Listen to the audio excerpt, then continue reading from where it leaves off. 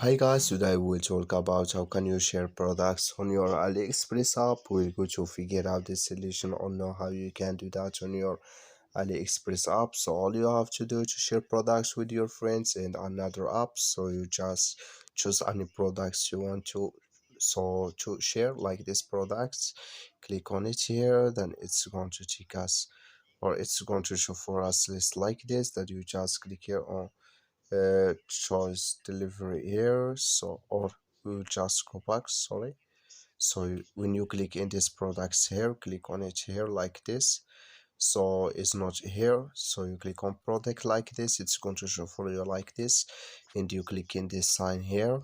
So then when you click in this sign, it's going to show for you your WhatsApp and so all apps you have, and here can you copy link. So that's all. Thank you for watching. Don't forget to support us by like and subscribe.